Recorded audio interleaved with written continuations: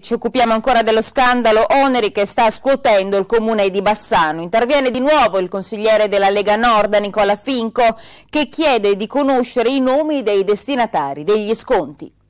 Quello che noi vogliamo prima di tutto è la chiarezza, capire bene chi sono queste persone, questi soggetti che hanno ricevuto questi sconti, ma quello che noi non tolleriamo è la presa di posizione del sindaco, attribuendo tutta la responsabilità ad un errore di un computer. Tutta colpa di un difetto informatico subdolo, come lo avrebbe definito il primo cittadino alla stampa.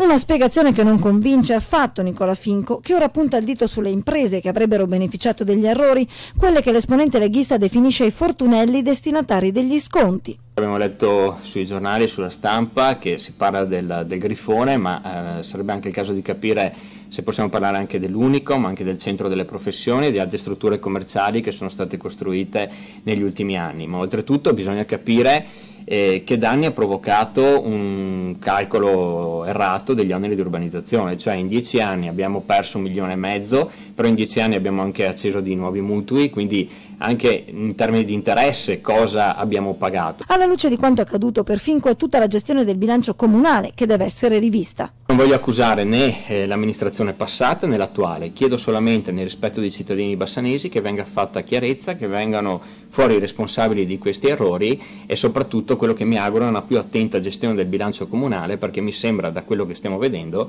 che la gestione di questo bilancio negli ultimi anni sia stata più una gestione tipo da sagra più che da bilancio di un'amministrazione di 43.000 abitanti. Una sagra costata ai cittadini ben 1.540.000 euro.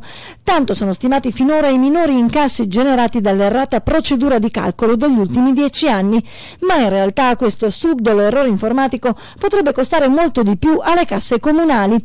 Se le procedure per il recupero dei conguagli sarebbero infatti già partite, c'è da chiedersi se mai si potranno invece recuperare gli interessi non introitati. E poi la legge prevede che si possano effettuare verifiche solo in merito agli ultimi 10 anni. Ma chi può garantire che il presunto errore non sia cominciato ben prima e che l'ammanco per le casse comunali non sia ben più pesante di quanto emerso finora? Questo purtroppo non lo possiamo verificare, mi auguro solamente che si tratti dell'ultimo decennio.